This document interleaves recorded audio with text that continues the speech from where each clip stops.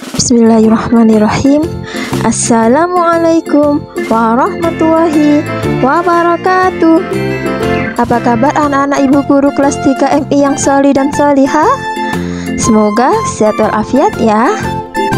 Anak-anak, kita akan belajar rangkuman materi fikih kelas 3 semester 1 sebagai persiapan SAS atau PAS yang meliputi bab 1, ayo sholat sunnah rawatib, bab 2, mudahnya sholat dalam perjalanan, bab 3, mudahnya sholat bagi orang sakit, dan bab 4, ringannya sholat bagi musafir. Perhatikan dan amati sampai akhir video ya, supaya anak-anak paham dan mengerti. Untuk rangkuman materi pelajaran lainnya dan latihan soal kelas 3 MI semester 1 bisa cek link di deskripsi ya anak-anak. Sebelum mulai belajar, anak-anak duduk dengan baik dan awali dengan berdoa kepada Allah agar bisa belajar dengan baik. Rangkuman materi bab 1. Ayo sholat sunnah rawatib. Sholat sunnah rawatib. Sholat sunnah rawatib yaitu sholat yang dikerjakan sebelum dan sesudah sholat fardu. Sholat sunnah rawatib yang dilakukan sebelum sholat fardu dinamakan sholat sunnah qobliyah. Sholat sunnah rawatib yang dilakukan sesudah sholat fardu disebut dengan sholat sunnah ba'diyah. Sholat sunnah rawatib dikerjakan secara munfarid, artinya dilaksanakan secara sendiri-sendiri, bukan dengan berjamaah ya anak-anak. Bacaan dalam sholat sunnah rawatib tidak dinyaringkan, melainkan di dalam hati ya, tidak dibunyikan. Hukum mengerjakan sholat sunnah rawatib adalah sunnah. Sholat sunnah rawatib mu'akkad. Sholat sunnah rawatib yang sering dilakukan oleh Nabi Muhammad SAW disebut dengan sholat sunnah mu'akkad, yaitu sangat dianjurkan untuk mengerjakannya. Yang dimaksudkan dengan sholat sunnah rawatib mu'akkad yaitu sholat sunnah 12 rakaat dalam sehari. Ada 5 macam sholat sunnah rawatib yang sangat dianjurkan untuk mengerjakannya dan sering dilakukan oleh Nabi Muhammad, yaitu 2 rakaat sebelum duhur, 2 rakaat sesudah duhur, 2 rakaat sesudah maghrib, 2 rakaat sesudah isya, dan 2 rakaat sebelum subuh. Sholat sunnah rawatib ghairu mu'akkad. Sholat yang jarang dilakukan oleh Nabi Muhammad SAW disebut sholat sunnah ghairu mu'akkad atau tidak ditekankan untuk mengerjakannya. Sholat sunnah rawatib ghairu mu'akkad terdiri dari 4 rakaat sebelum duhur, maksudnya yaitu 2 rakaat pertama termasuk sunnah mu'akkad dan 2 rakaat berikutnya termasuk ghairu mu'akkad. 4 rakaat sesudah duhur, maksudnya 2 rakaat pertama termasuk sunnah mu'akkad dan 2 rakaat berikutnya termasuk ghairu mu'akkad. 4 rakaat sebelum asar, 2 rakaat sebelum maghrib, dan 2 rakaat sebelum isya. Rangkuman materi bab 2. Mudahnya sholat dalam perjalanan. Ketentuan sholat jamak dan sholat qashar. Islam tidak memberatkan ketika kita sedang dalam perjalanan. Kita bisa sholat dengan cara dijamak atau digabungkan dan diqashar atau diringkas. Hal ini merupakan rukhsah atau keringanan yang diberikan Allah SWT. Nah anak-anak, tujuannya agar manusia tidak meninggalkan sholat fardu walau dalam keadaan apapun. Sholat jamak dan qashar boleh dilaksanakan karena salah satu dari 2 alasan atau halangan, yaitu 1. Dalam perjalanan jauh minimal 81 km, dan yang kedua dalam keadaan sangat ketakutan atau khawatir, misalnya perang, sakit, hujan lebat, dan lain sebagainya. Sholat jamak. Sholat jamak adalah sholat yang digabungkan artinya menggabungkan dua sholat fardu yang dilaksanakan pada satu waktu. Jamak takdim, artinya menjamak dua sholat yang dilaksanakan pada waktu yang pertama. Sedangkan jamak takhir artinya menjamak dua sholat yang dilaksanakan pada waktu yang kedua. Sholat yang boleh dijamak adalah pasangan sholat duhur dengan sholat asar dan sholat maghrib dengan sholat isya. Sholat qashar.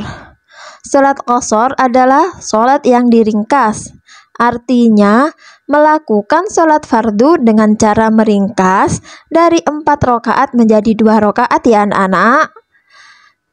Menjamak sekaligus mengqashar sholat adalah menggabungkan 2 sholat fardu dalam satu waktu sekaligus meringkas atau qashar.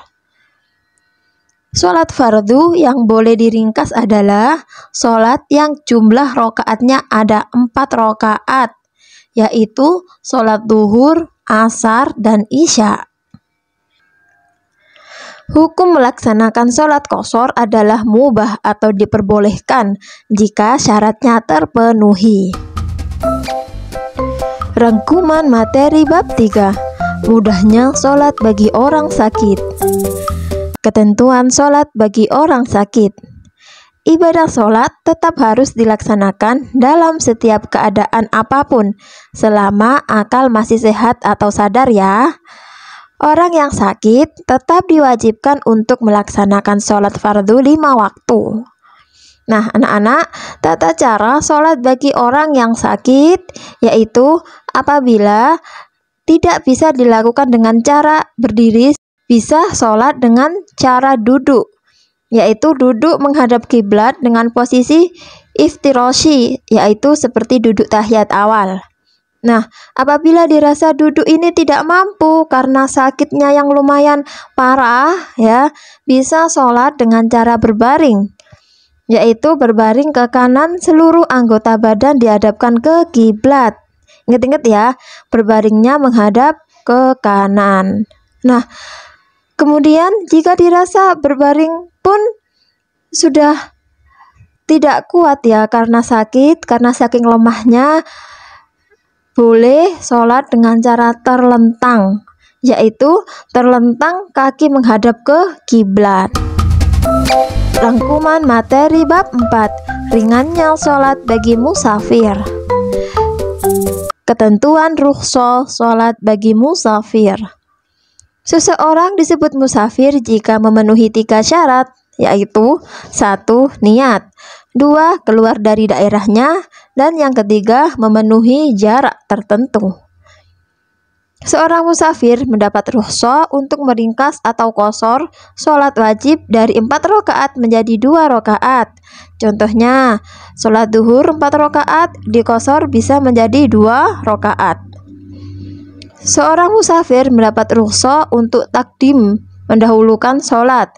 Contohnya, mentakdim sholat duhur dan asar dilaksanakan di waktu duhur. Seorang musafir mendapat rukhsah untuk takhir atau menunda sholat. Contohnya, takhir sholat duhur dan asar yang dilaksanakan di sholat asar. Seorang musafir mendapat rukhsah tidak melakukan sholat Jumat atau tidak wajib baginya sholat Jumat jika ia melakukan perjalanan yang memenuhi syarat untuk mengqashar sholat dan menggantikannya dengan sholat duhur. Sholat di atas kendaraan. Pada asalnya, sholat wajib tidak boleh ditunaikan di atas kendaraan. Anak-anak, hendaknya dikerjakan dengan turun dari kendaraan sebagaimana perbuatan Nabi, terkecuali dalam keadaan terpaksa, seperti khawatir akan habisnya waktu sholat. Tayamum bagi musafir. Saat bepergian atau di atas kendaraan untuk melaksanakan sholat terkadang mengalami kendala, sulitnya mencari air. Maka dalam kondisi ini diperbolehkan tayamum, yaitu bersuci dengan debu. Batas mulai diperbolehkan mengambil rukhsah. Lah anak-anak diperhatikan ya, Batas mulai diperbolehkan jamak dan qashar adalah pada saat musafir telah melewati batas desanya, artinya sudah keluar dari desanya, baru bisa sholat jamak dan qashar. Begitu juga batas akhir, mulai tidak diperbolehkan melakukan qashar atau jamak bagi seorang musafir adalah pada saat mulai memasuki batas desa di mana dia akan tinggal atau bermukim. Apabila musafir terlanjur masuk desa tersebut, maka tidak lagi berhak atas keringanan seperti jamak dan qashar. Alhamdulillah anak-anak, kita sudah selesai belajar bersama-sama. Semoga ilmu yang sudah kita pelajari dapat bermanfaat dan anak-anak dimudahkan Allah dalam mengerjakan soal. Ilal liqa. Wassalamualaikum warahmatullahi wabarakatuh.